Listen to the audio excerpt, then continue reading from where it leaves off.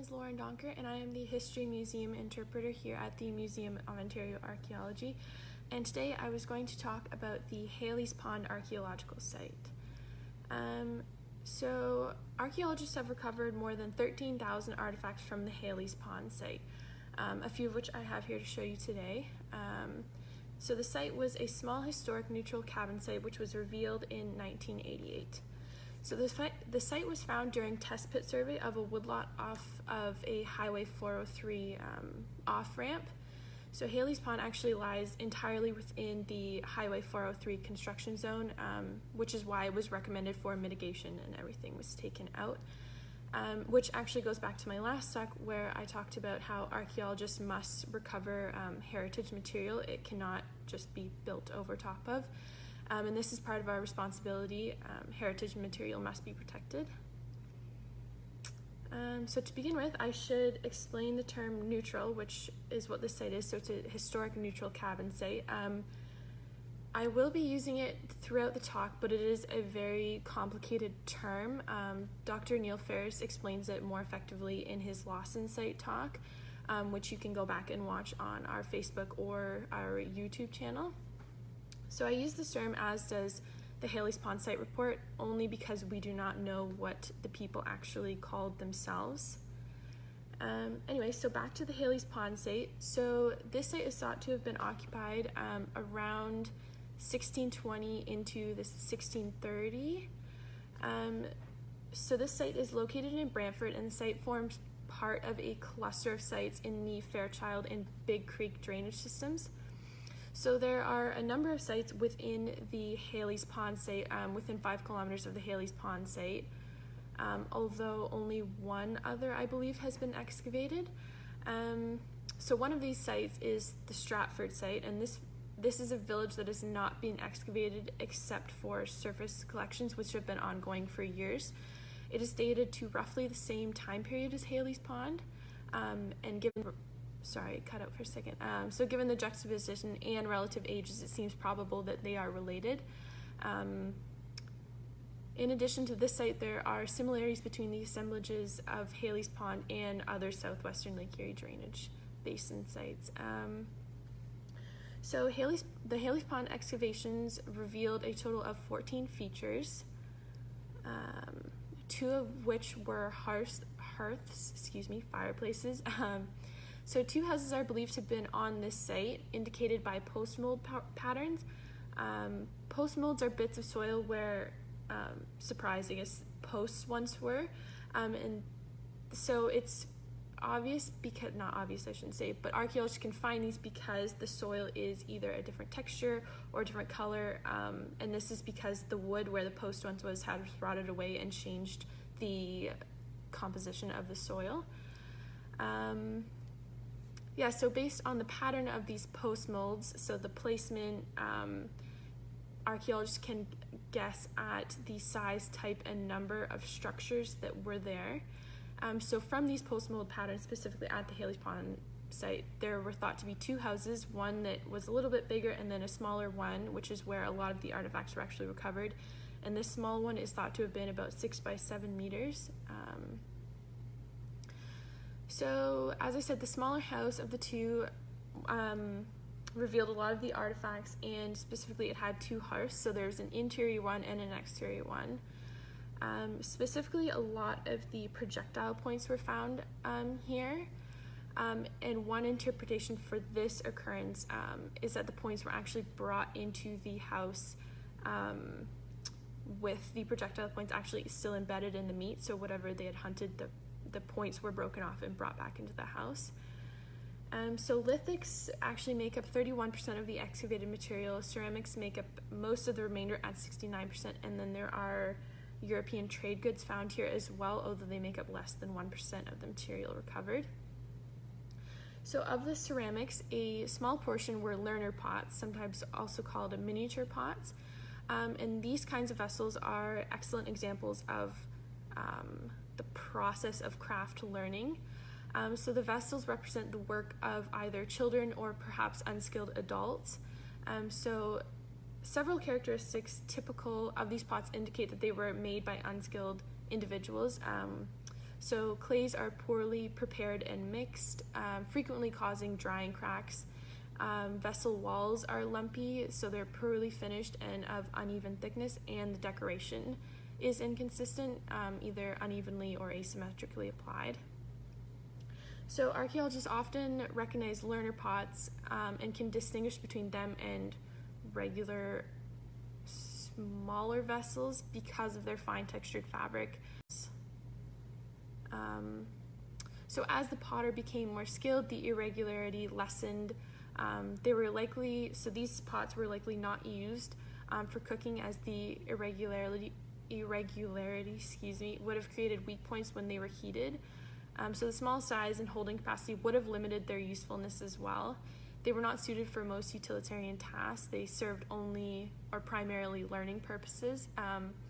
So their evidence for use is scant, but they do not seem to have been readily discarded. So they would have been used as either long-term storage or serving vessels perhaps, or another commonly held assumption that they were repeatedly evaluated in order to improve skill, so they would keep them around to learn from their mistakes. So the presence of these learner pots or vessels suggests that women and children were present at the site. So this can provide context to the site and tell us more about how the people used it, which I will get back to near the end of this talk. So of the lithics, as I mentioned earlier, 24 were projectile points, and I have some here to show you. So the first one I have is just a little piece. I guess not a little piece, it's a pretty big piece. So this would have been the bottom. I'm holding the part that would have attached here. And this is called an Otter Creek Point, and it dates from about between 8,000 and 5,000 years ago. So it's made of a different type of rock, and it's a different style. So this is actually called, I believe they call it a curio in the report, and it's because it doesn't really belong, I suppose, if that makes sense.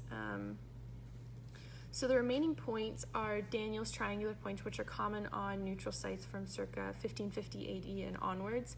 So most are fragmented, but a few are whole. And I've got one here.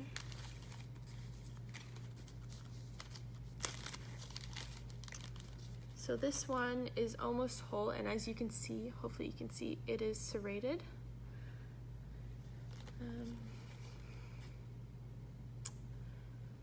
There are also stone beads recovered from Haley's Pond, which I will show you in just a second, so make sure I don't get anything mixed up here. So there were 3 stone beads recovered from Haley's Pond, and this one is a tubular red siltstone bead, which became prevalent in the 1620s and onwards, although they have been known to appear as early as 1615. And these ones were likely made by the neutral people. There are some other beads that weren't, and I'll get back to that in a second. So beads played an integral part in displaying an equal cultural value among Indigenous peoples. So they were a part of their culture long before European contact. They served many important functions, including as a status symbol. So the beading that we see is transformed quite a bit upon European contact, because we start to see glass beads in excavations. So Europeans recognized that beads were very important. They were an important form of currency and highly sought after. So the value of beads increased with the introduction of glass beads, which were prior to European contact unseen in North America. So this is one of the beads I have here. I'm not sure. I wish I could see it better. I'm hoping that these will be on Google Arts and Culture shortly, and that will be a fantastic picture. So this is a glass trading bead, which is typical of the French trading sphere. So 14 of these glass beads were recovered in total, 11 from float samples, which Heather did a talk on a couple weeks ago, and then 3 from mesh screening. So trade beads were used by Europeans between the 16th and 20th century as money, essentially. So it was a way to exchange goods and services, hence the name trade beads. They are found mainly across the African continent, but also in North and Latin America. The United States and Canada reveal a significant number of these trade beads.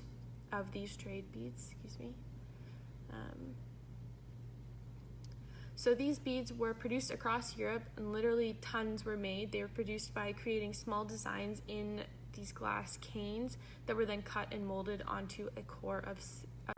So this chevron bead that I've just shown you was probably made in Venice. Venice was producing more trade beads than anywhere else at this time, and this chevron style with the red, blue, and white was very typical, or was typically Venetian. And these beads actually are how the site was dated. So the physical and or chemical properties of discrete beads recovered from a site can be determined and used to help confirm the period of a site, either by comparison with similar beads or with beads from bead-making factories in Europe. So the typological classification of these beads was based on the observed manufacturing technique, shape, color, and decoration. And frequencies and changes in this glass-making industry is how we fit assemblages into chronologies. So in Ontario, the pre-1650 glass bead sequence is divided into 3 basic periods. The ones I have here are period 3 beads, although this bead, which I've got here, is a tiny white oval bead, is characteristic of period 2, which is an earlier period, which you can see how remarkably small it is.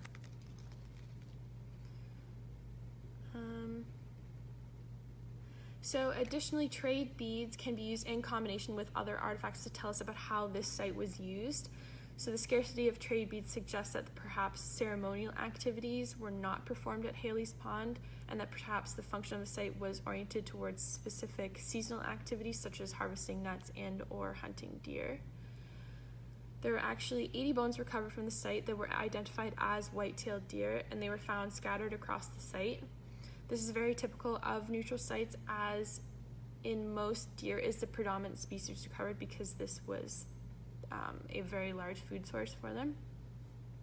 And one particular hunting method, which is quite interesting, is they would herd the deer into pens, so they would capture them in this way. There's also some carnivore bones found at the site. The most common one was actually from a dog. There's strong evidence to suggest that the dog was intentionally buried here, so there's only one, or believed to only be from one animal, and much of the skeleton is represented and none of it is calcined.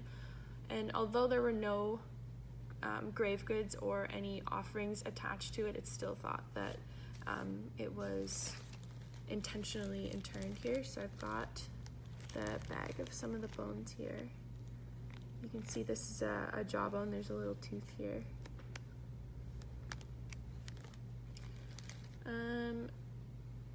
So aside from faunal remains, floral remains can be used to identify possible seasonal information to facilitate interpretation of the site as well. The presence of certain wild plants, including raspberries, blueberries, and various nuts, as well as crops including corn, squash, and beans, cause archaeologists to believe that Haley's Pond represents a short-term occupation, predominantly during the fall months and possibly into the winter. So this wasn't a year-round site. So the faunal remains that I have here can reinforce this interpretation, specifically the large amount of deer, pigeon, and turkey bone. So seasonality cannot be determined exactly based on the faunal remains recovered. However, based on the predominance of these animal types, we can suggest occupation during the fall. So to summarize, the purpose for the Haley's Pond site occupation is uncertain. It may be that Haley's Pond represents a small encampment occupied by 1 or 2 families. And although its use is uncertain, Haley's Pond reminds us that lifeways of families and communities during a time of written records was more than the one-dimensional conception Europeans described, with its emphasis on fixed village life. So people also live beyond village palisades for parts of the year, traveling to hunt, fish, farm, and live across the indigenous landscape of the Grand River drainage, and a diversity of settlement forms based on season and connected to life days that were a millennia-old tradition by the early 1600s. And that is all I have for today. So